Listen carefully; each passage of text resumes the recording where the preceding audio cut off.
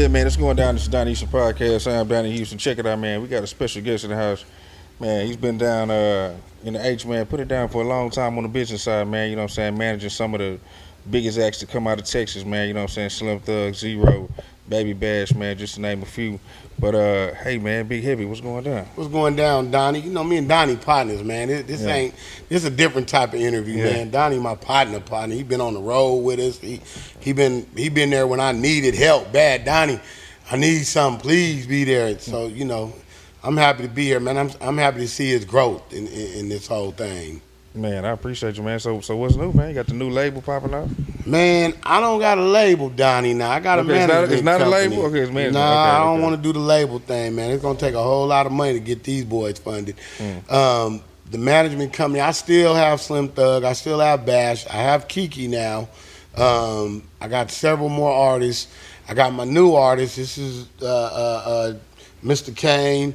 I got Big Jade. I got Donovan. And I got Donnie B. Good. I got 4 new artists that I brought in this year. It was just time to upgrade and bring some youth into the team. You know, we've been getting money a long time together, but it was just time to bring some youth back, and they just kind of fell into my lap, man. I was blessed. Felt like I did everything right in 2020, and 21 started off with a blessing. Yeah, for sure, man. My man Kane, man, tell me how What's it is, up, man, working with Heavy, man. Nah, Heavy cool, man. I had a situation. Well, you know, I'm independent. I had a manager and a partner, and basically what they was doing, Heavy doing the same thing. You know what I'm saying? Like, so he ain't guiding me wrong. You know. Yeah, and you from Louisiana, right? I'm from Baton Rouge. Baton Rouge, yeah. So how you link up with Heavy being from Baton Rouge, man? See, I've been in Houston like all my life. My grandfather from out here, but my partners, you know, they real, they solid. You know what I'm saying? And we get money together, and they really be like, bro, you got a talent, bro. You know what I'm saying? We got some money, bro. We'll bag you whatever you putting in, and we just been doing it like that, shooting videos all the way independent, like straight out the pocket. So, and they knew Heavy. You know what I'm saying? And it just happened like you say, fell in his lap. He seen what I had, the material, my numbers, my analytics, and he say, yeah, let's do this. He being modest, man. He had a major. He has some major records out there with some like we dropping the one. He got a single coming out with Fujiano next week. Video already shot. Coming back with, what's the next one? HD, yeah. And then what we gonna hit him with? Dolph. I got a feature with Dolph. That's gonna be major, you know what I'm saying? Dolph my partner. Like he be coming through for me. I hit Dolph like, man, I want 75 grand a verse. You know what I'm saying? And so after that he say, come on, Kane. You feel me? So we ain't gonna speak that business like that, but like he my partner, he won't see me win, so he falling in the line up in the rollout that I got. So I got some big situations going on, like for real. In Baton Rouge, when I looked him up, in Baton Rouge, he was doing numbers. He was out there with the big boys in Baton Rouge with the Gates and everybody else. So I knew, man, and I had a couple people say, man, that's Mr. Kane. Man, I got 200 million streams independent. 200 million. It don't seem like a lot of people. You know what I'm saying? Like Heavy bringing me in on this interview, making folks familiar with me. You feel me? But independent artists, I got over 200 million streams, literally. Visuals, all that. You know? Man, that's what it is. So Heavy, man. Like I said, I didn't know you had Kiki now, man. Talk about because you got the event coming up with Slim and Kiki, and I just had Juan here talking about the comedy concert. So I know you definitely don't know this, Donnie, because not a lot of people. I never really told the story, but when I first got started, I started off doing comedy. I was a promoter. My dude was out of San Jose, and one of my homeboys, Al Robinson, he was doing Street Team. And so they had he had a company called Ghetto Pass. And Ghetto Pass was just Street Team. Back then, you used to want to snipe the walls, and you get vinyl, go to radio. It was back tagging the cars, the flyers, the stop signs. So, and this was out here in Houston? This is in California. He was in Oakland. You know, I'm from the Bay Area. I'm not from here, so. That's what I was trying to get you to say. Yeah, I'm from the Bay Area, man. So back then, we was, you know, I was looking at it like there ain't no money in this Street Team shit. I ain't trying to fuck with that.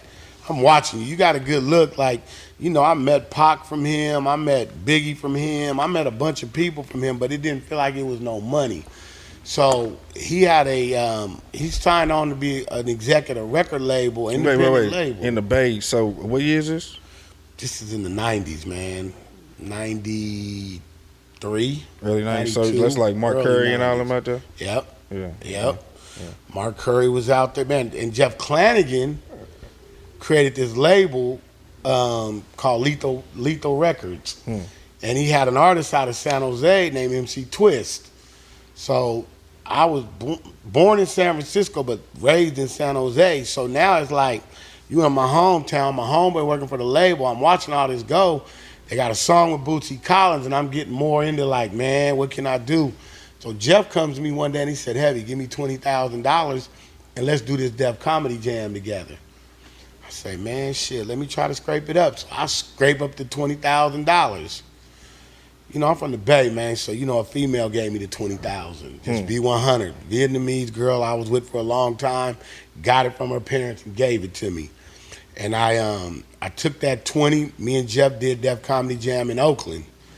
We did it in Colorado. We did it in Phoenix, Arizona, Shreveport. I did one in Dallas. We was winning. Who y'all got on these shows? Ricky Harris, Joe Torre, Guy Torre, Talent Harris. We had Azelle from Fridays. I had what's her name that just passed, man. I brought her on at the end, right? How this work is you pay Def Comedy Jam $40,000. They send you 4 or 5 comedians, 5 comedians. One is a host, 4 comedians, and DJ Kid Capri. Well, as we traveled together, I started learning the comedians wasn't getting no money.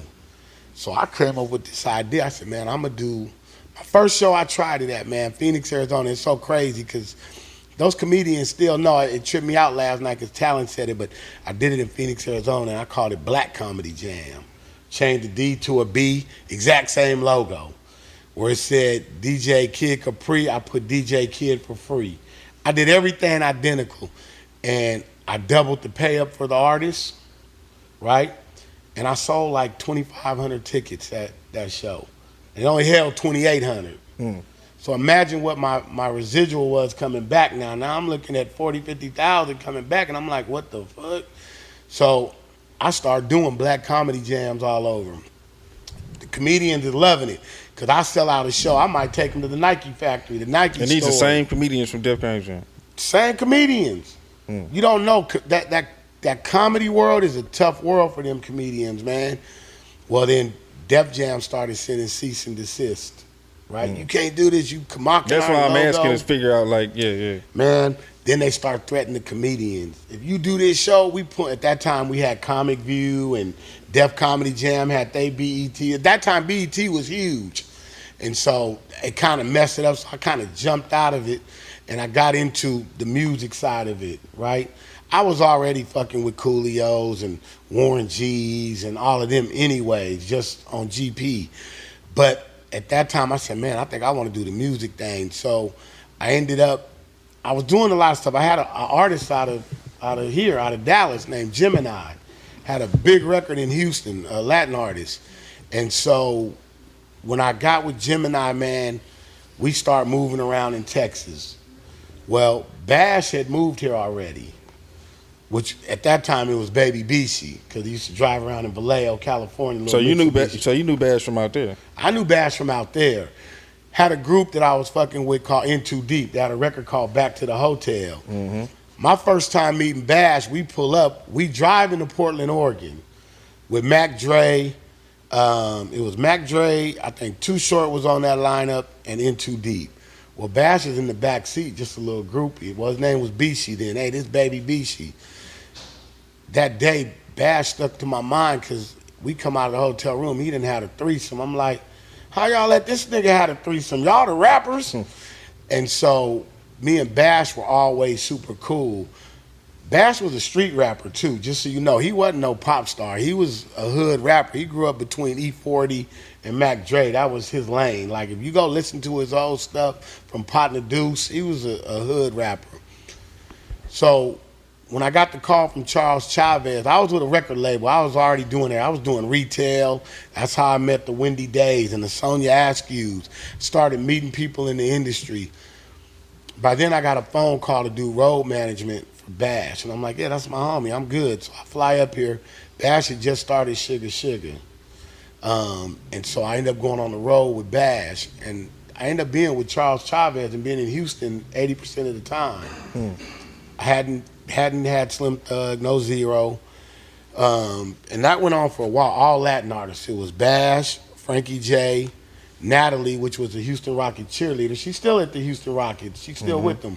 Just dropped a record last week. She was, I think T. Gray was telling me about T. it. Gray, exactly. So T. Gray had brought Natalie, and we signed Natalie. And then, you know, what I was always good at was saying, and this is what I tell everybody, man, learn everything about this game, right?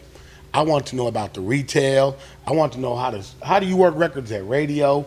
I want to know how to be a good road manager too, because I felt like that's what the artist really needed.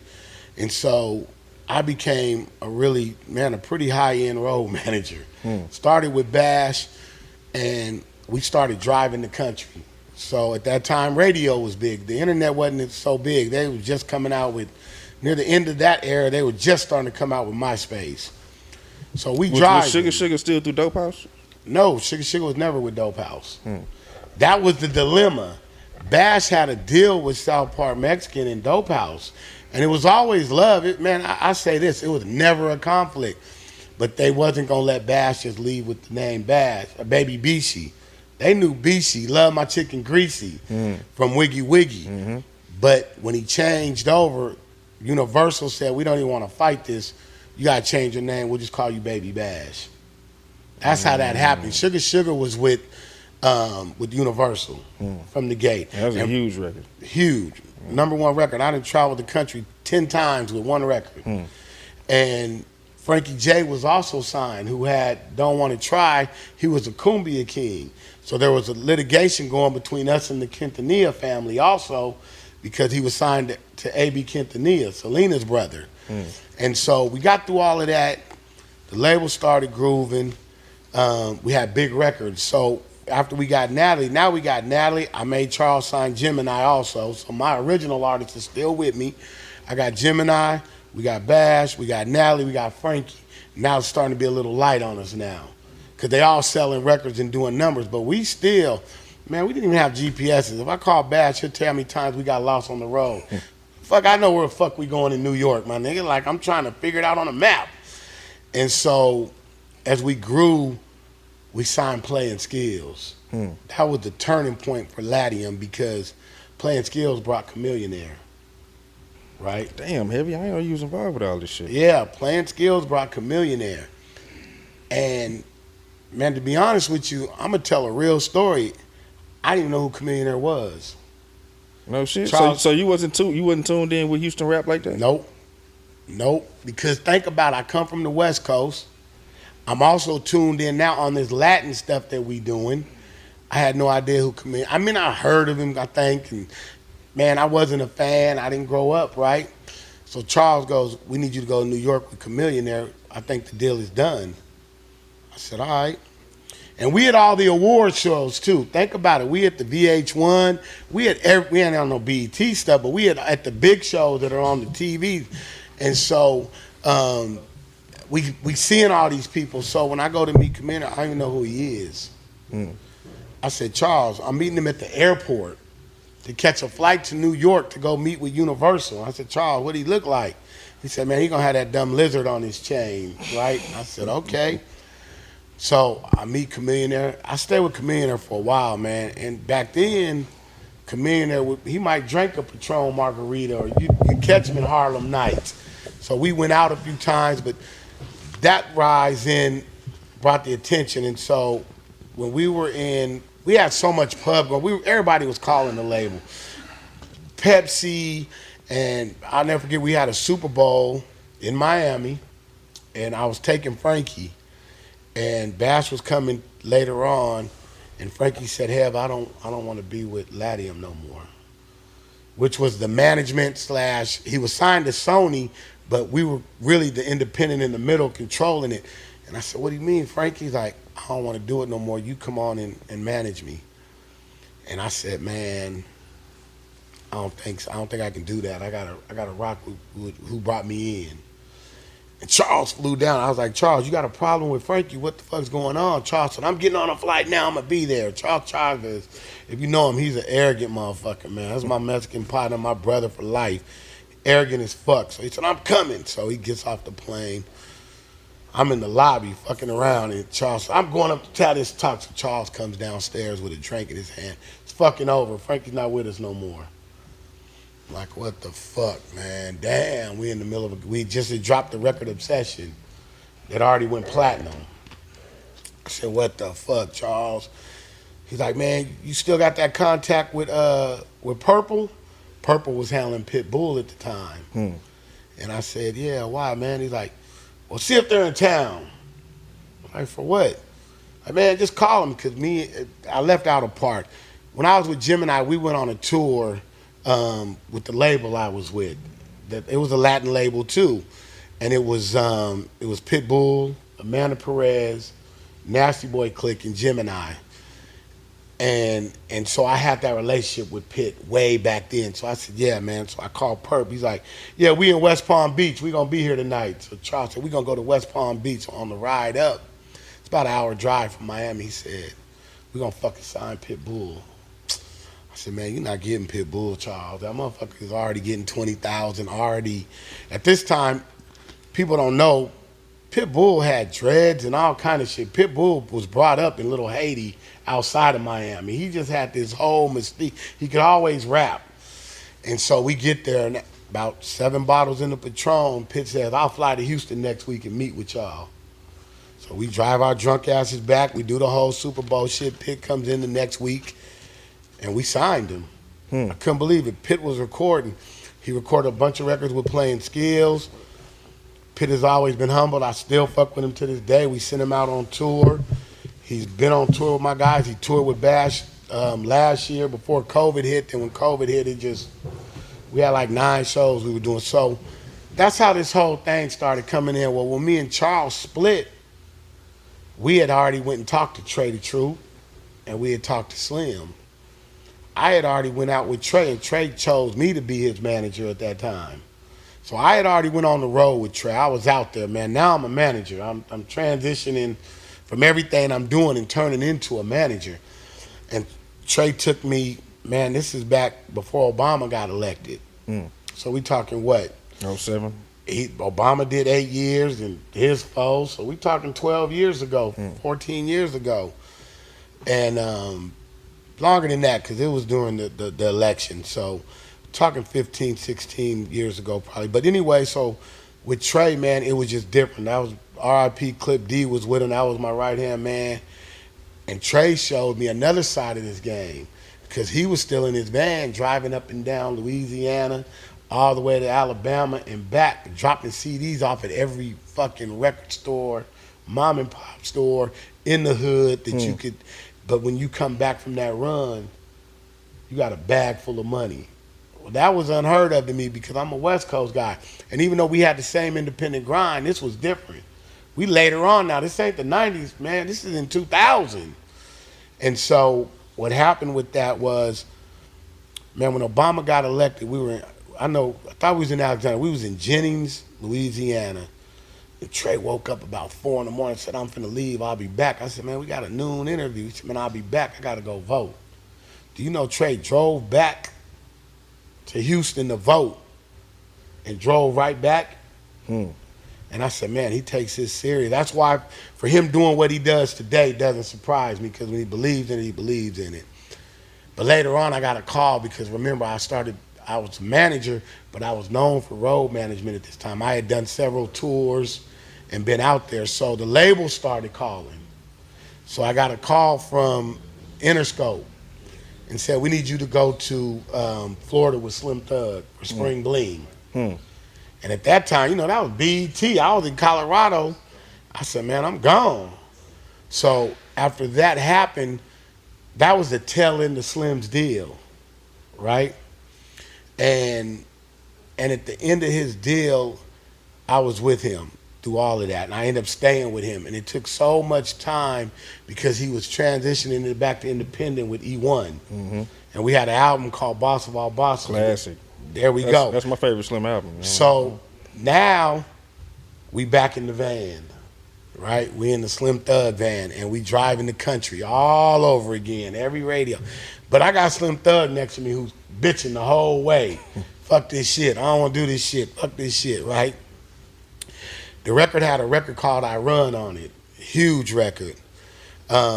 Mixed by Mike Dean, like, you know, and so it was some classical shit. And from there, I never looked back, man. And me and Charles split, and Charles and Slim Thug and Rayface, his brother, really Rayface said, Heavy, you the manager now. I don't want no other manager ever. I want you to be the manager. And it's been that way this whole time. Since Boss of All Bosses. Before that, it was already Interscope, right? I was already there for Interscope. Yeah, you did say you caught the tail end of that, yeah. Right?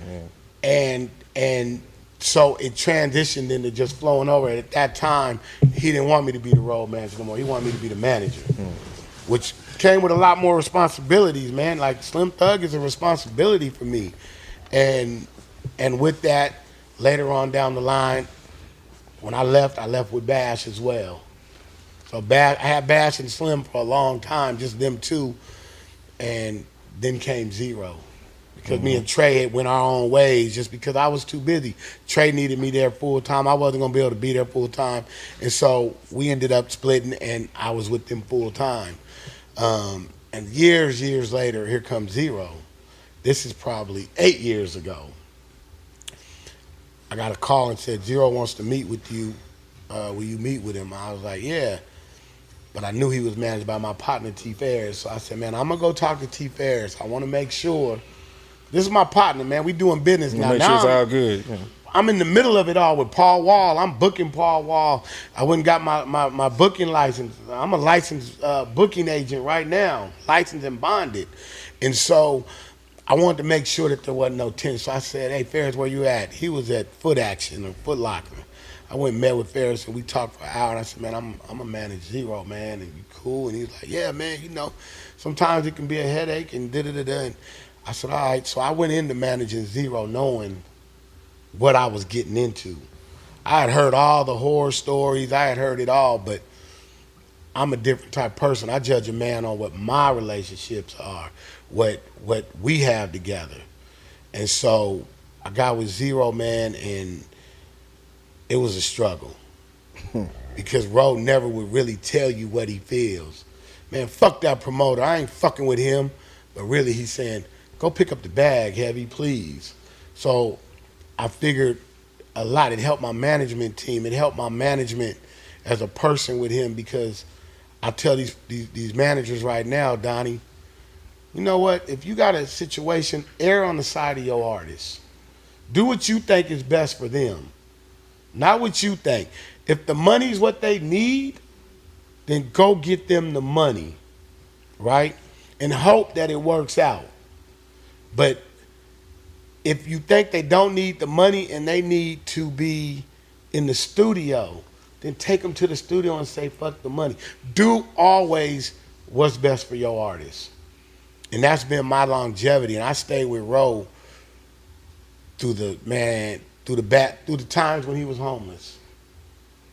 Like, I was there. I seen the man not have nothing. Can't nobody tell me nothing about Joseph McVeigh. I seen it with my own eyes. And I loved him as a brother, and I'll always love him. So when we split, it was a rough time because we both really needed the break. He felt like he could be bigger without me.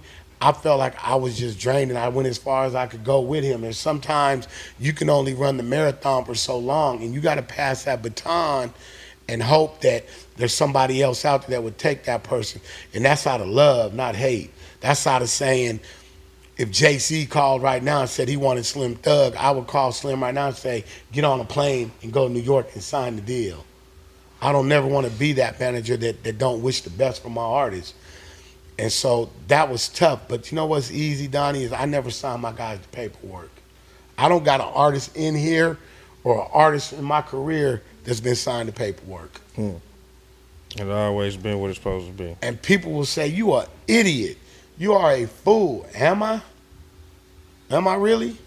You know, I think I lost one artist that I put some money into that end up doing her own thing. And, you know, guess what? I'll take 1 out of 20. Because what good would it have done for me to have 0 on paperwork? Wouldn't have done shit. We would have been arguing and funking and all the paperwork. And for what? So a year or 2 goes by. Now me and Zero back homeboys, back love, back brothers. After all the shit, so I tell people, stay the fuck out of family business. If you new artists know anything else, stay the fuck out of family business because you don't know what's inside. And the way I build my management team, it's a brotherhood. And look, Big Jade, she's in the building. She don't want to be seen right now, but she's only been with me a couple months. But if people see us together, they'll think she's my daughter or my sister. That's just the love that you show when you with somebody, right? Like I got her back, period, and she got my back, and it's loyalty. So if you disloyal, it ain't gonna work any fucking way, right? And so with that being said, I brought the youth in now. I needed some youth, and that's kind of brought you up to date. I left a lot of shit behind, man, like my affiliation with Booyah Tribe. Yeah, we gotta talk about that because Gangsta Ribs is dead, right? Yeah, he just passed, man. I just buried him last week, man, with the family. And a lot of people don't know the story behind Booyah Tribe. They don't know how big Booyah Tribe is and how influential they were as the first Polynesian rap group. And then they had a hardcore rock album that they toured with Ice-T and Body Count. And, you know, it's a trip to see Kid Rock shout them out all the time. Kid Rock loves them. How many people they help protect in this industry. You know How did you get involved with them? That's my family. I just never wanted to do family business, right? So maybe 10 years ago, 11 years ago, and they were already in my life, but I go to New Zealand with Bash. And then the youngest nephew is on the road with us, with Bash, right? I don't know how that happened, but it's all from Vallejo. And so we get to New Zealand. He had a big record. We get to New Zealand, and New Zealand has a bunch of Samoans. And you get there, and they got a whole gang, Booyah Tribe gang. They influenced the whole country. We're not talking 10 or 20 red flags. I'm talking about they picked me up and took me to their house that was on property with AKs to get in, and it was the craziest shit ever, right? And people were tripping me out, telling me how Gangsta Red influenced them, and the imp. So when I came home, I said, man, I want to make sure in my lifetime that I take care of my brothers, my uncles, my family, my nephews. All, if you see me with them, you'll say, damn, Heavy, that's real. I don't show that side a lot because my goal was to get their business in order because I didn't feel like it was in order. And I felt like it was time. So right then when I got home, I started getting their business in order. People had their album up overseas. I made them pull it down. Start putting their records in a lot of other places to where they start getting the residuals that are due. They need to write a book because Suge Knight would not be Suge Knight to me without them. There's a reason he was a part of that red team. And it's a lot of untold stories. I got to get you on a podcast with them so they can tell you these stories, how they linked up with Eminem, how they linked up with Dre, how they linked up with Ice-T, Ice Cube.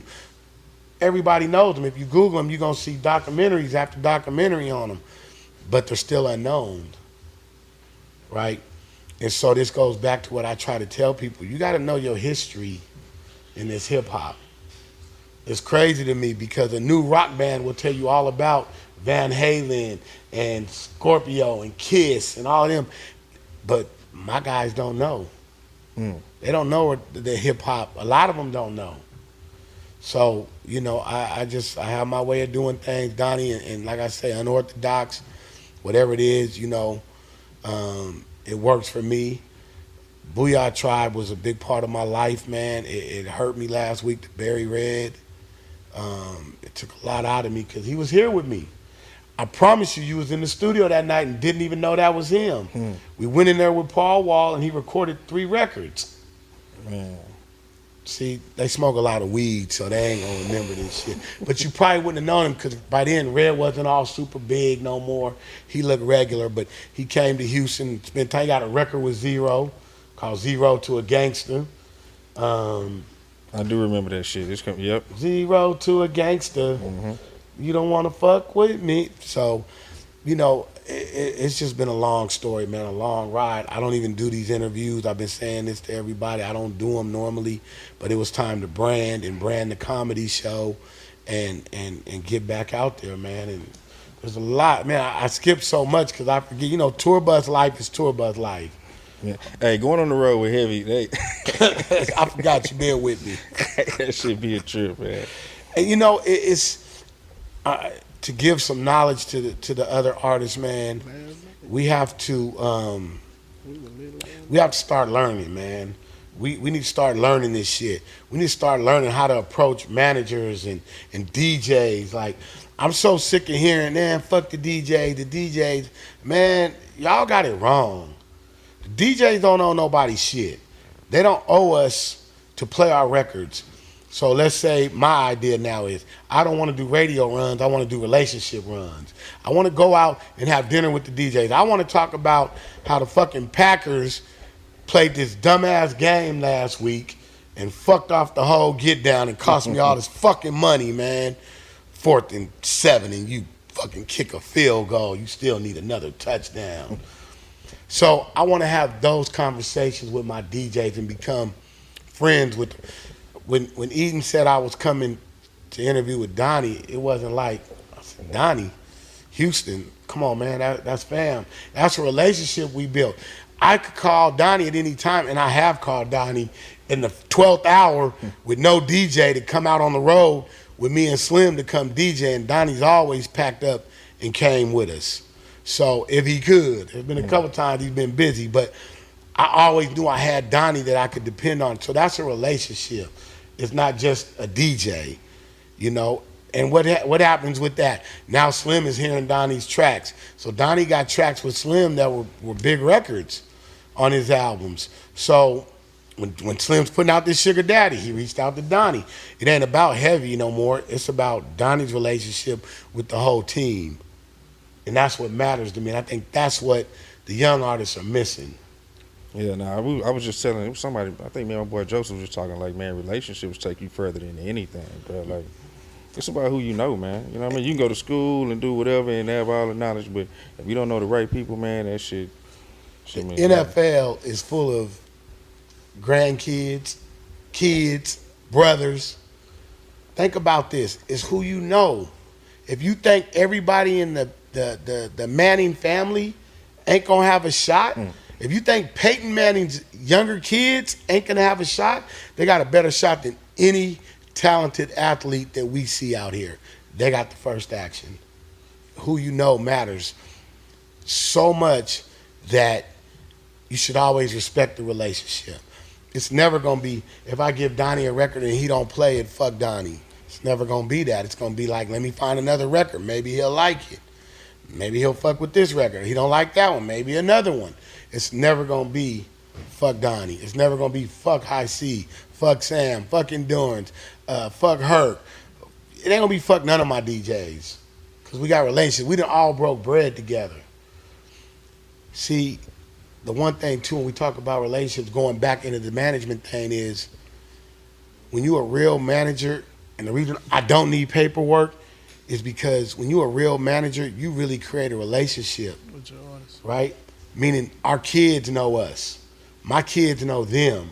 We eat together. There's going to be times we're going to have discussions that don't leave these 4 walls, they stay here because it might be I'm having a fucked up situation right now, Heavy. And I have that, and I gotta be there for them. And so that creates a different type of bonding, right? Where I'm not just saying, hey, y'all worth $1 to me. It don't matter. I don't give a fuck what you're going through. Do the show, get the 10 bands, let me get my 1,500 and get the fuck on. That's the problem. They're not dollar signs. They're humans. The rapper's a character. Slim Thug's real name ain't Slim Thug, even though some of you dumb fucks try to send me checks signed Slim Thug. Like, that's not his real name. Paul Wall's name is not really Paul Wall, whether the world thinks it or not. Zero is not. So you have the character and that, and then you have the human. And I want to attach with the human. Yeah. Talk about, because you was talking about management, like a lot of people be thinking like, oh man, I'm an artist now, I need a manager. Like, talk about when you actually need management, you know what I'm saying? Because I know people probably come to you like, heavy man, management, man, I gotta, I got my mixtape or whatever. See my DMs, man. I don't know if there's a right time when you need management, but just know, management is not here to pay your bills. Management is kind of here to babysit a little bit, but I don't call it that.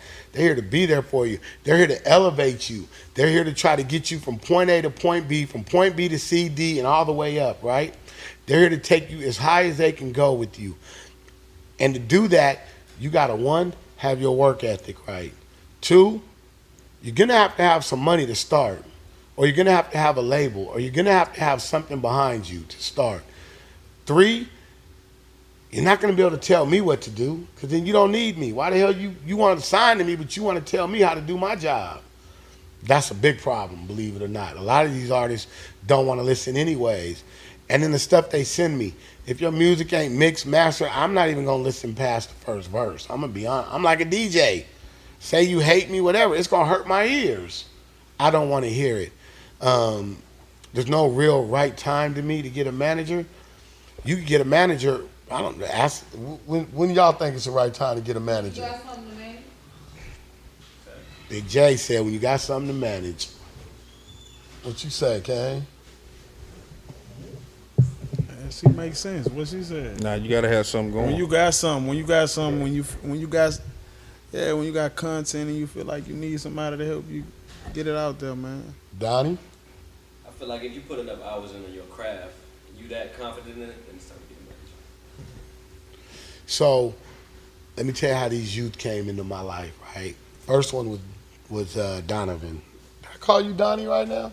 You did. Because I got Donnie B good too, man, so he get a little confused with all these D's. My son's name is Dion, my name is Darryl, Donnie, Donovan. So, Donovan, his mother came in the office to book Slim Thug. And she was doing a 50-year birthday party for her husband at the time. So she like, well, my son rap, shit, here we go with this. I'm trying to get the check wrote. Okay, he rap. Well, let me hear it. So she sent me some stuff, and he was pretty good. I was like, okay, let me hear some more. Caught my ear right away. I said, well, where's he at? He's in Poland. So he looked young, but he's already served 4 years in the military. So I was like, well, when he coming home? Like, what you give me this for? And he's in Poland. And he had like 20,000 followers. And I said, well, he's coming home in 3 months. He's going to have to do a month and a half, 2 months in Fort Hood. But he's coming home. So I'm like, bet. So when he gets home, I'm going to meet with him. Well, he's coming home, and I meet with him, Donnie. And his mother called me that day. I was supposed to meet with him like at 4 o'clock and said, crying, and says, I've been in this abusive relationship. I want you to meet with my son and do what's right by him. He's going to trust you. He's going to be loyal. He's going to do. I'm like, well, where you at? I'm outside. I'm struggling. I'm in my house, but I'm scared. And I'm like, damn, how the fuck? So I'm driving to my office to meet with Donnie 30 minutes later, and I'm like, what if she's getting beat to death? Right? I don't know the severity at this point. And I said, well, I need to make a decision right now. And my decision was, when Donovan walked in my office, I said, Donovan, you need to go home to your mom. He had just came straight from Killeen. And he had that look on his face. Why? I said, I'm not going to disclose what's going on at home, but this meeting can wait for another time. I'm going to be here. You need to go home. So he went home and dealt with that. And he called me the next day and said, I'm on my way back to Killeen. Can I stop by and see you? And when he stopped by, man, I just had that feeling like this was it. And so I say I signed him, but I didn't sign shit. I don't do paperwork. I just made it official with him. And then with Jade, I didn't know what the fuck. Watch out now. Hold on What? I didn't know what the fuck was gonna happen with Jade, right? I get a call from B King. Said, hey man, I got this artist, she right up your alley. This is like on a Tuesday, I think. I'm like, okay, what's her name? Her name Big J, 409_Jade on IG. Go check her out. So I check her out. She rapping hard. And I was just I'm still dealing with another female artist. I'm like, I don't know, but man, she is so hard. So he like, look, Heavy, I got to get you up to speed quick. We already got a situation, da-da-da-da. She came in my office the next day, and whatever it was, when I saw her, it just went. The things we talked about immediately, we made it official that day. In fact, she a wild card, my nigga. She crazy. When she walked out, I think I said somewhere, well, let me know what we doing. What the fuck you mean what we doing? It's done. You the manager. You tell me what the fuck we doing. It was something crazy like that, right? And I said, what? And so with Jade, it's been that. And she's already signed the Alamo record. She's already got a deal. My boy that was on the road with Kirko for a long time, Pooh Man, I always loved him because he was always that hustler, reminded me when I'm on the road, if we getting money, I want to get the show money. I want to get the after party money. I want to see if we can get some more money, feature money. And so he was always doing that. And I said, Pooh Man, I need to bring you in while Kirk is on a break. I need to bring you in with me. And so Kirk brought in Donnie Be Good. And Donnie was so versatile and humble. And I was like, damn. So then he starts telling me about Mr. Kane. I'm like, well, let me look. Now I go look up Mr. Kane. He got 270,000 fucking followers. Yeah, don't get it mixed up. Damn, 300, my bad. Let me get it right. And I was like, damn, why this kid ain't signed? So he came in, and we had a lot of friends in the industry that was mutual that I know when he gets to talking about Empire. Empire's a whole nother story. And I don't know if you know that story about me and Ghazi. Didn't y'all come up together? We grew up. We didn't grow up together, but in our early ages of the music industry, Ghazi was an intern, an engineer. And he produced my first rap album out of East Oakland called The Mob, Money Over Begging Bitches. And when the album was done, we made a little money, and I gave Ghazi some money. We didn't have no money then, but I gave him some money. And man, that man never forgot that.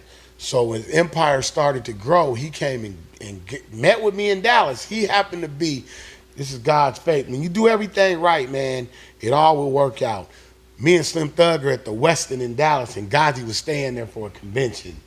When I walk downstairs, I hear Heavy. What's up, Ghazi, man? What's going on? Now he's bald, executive. Back then he had dreadlocks. I'm like, what's going on? He's like, man, I'm doing this thing. I'm leaving In Grooves. The Urban Division. I'm starting my own shit. It's Empire. This is years ago. He said, I already started it. We rolling. I'm like, man. He's like, man, I need to come up there and get you up on it. I'm not even up on the digital world at this time. Slim is still pressing CDs out. So he's like, I'm going to come up to Houston next week. He flew to Houston the next week, and I took him around all the GT Garza. I took him to all the facilities, right, that have facilities. You remember that, Bo? I took him to the spot. Yeah, my boy Bo in the building. Shout out Big Jim Bo. He left me for a while, but he got back home now. But so Bo had been putting all the money into, him and Marco had been putting the money into GT Guards. They had that whole facility. But they were still pressing CDs. And Gotti said, man, y'all living like dinosaurs. We in a different world. We in the digital download world. And so he showed us that. And we've been getting money with Ghazi ever since, right? And that's like my brother. Anything I take to him, he takes. So now Mr. Kane walks in my office with a whole story about Ghazi. I don't even know if he knew that I knew Ghazi like that, so I'm just listening. But when he telling me the things that Ghazi said, I'm like, damn, Ghazi really believes in this kid, because I know Ghazi. He wouldn't be giving up this type of bag or this type of credential to somebody that wasn't. So me and Kane talked, we talked. It's kind of like we good, but I'm still not on with him yet because we still got more meetings we gonna have. In the meantime, I said, I'm gonna call Ghazi and find out what's going on with your situation.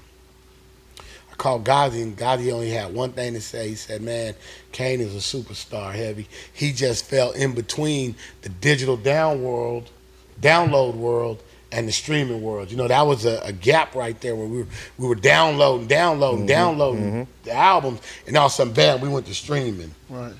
And in the meantime, I don't know Kane's timeline exactly, but I know he was fighting the case also. So he kind of just fell in that crack.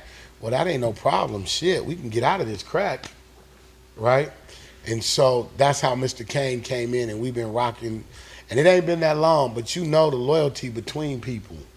Right. And so, you know, let me tell you something, man. True story, man. My boy, my boy went away for a while, and he was with my other boy. They was gone.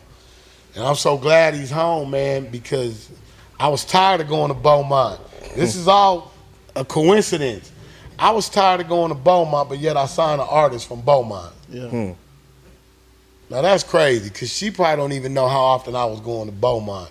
Not as much as I should have, but just knowing, man, the loyalty with your friends is, man, if you loyal, you got to be loyal. I don't give a fuck if they get locked up. I don't give a fuck if they go through divorce. I don't give a fuck if they go broke. I don't give a fuck what they go through. You got to stay loyal with them. Real talk. It's a lot of hood shit. And then to bring it all the way full circle, Jimbo and Zero went back to, when was that? Late 90s, 2000s? They went back that far. That's full circle. It just happens, man. Yeah. Well, that's what's up. Oh man, you want to talk a little bit more about the comedy show you got coming up? Who Yeah, are the man. comedians on there and Okay, yeah, the comedy show, man, is this Saturday, January 30th. I got Kiki performing. I got Slim performing. I just figured out I got to let my youngsters do a song, all of them. You know, Big J, if she back in town, she got to go do some videos in Dallas. Mr. Kane, I think he going to be there. I'm going to let him do a record. I want him to do a record. It ain't like I'm letting him. I want him to. Donovan, I need him to do one of his records, and Donnie Be Good. And then I got a group that I'm mentoring out of Texas City. And again, here we go. The lead vocalist is out of Beaumont.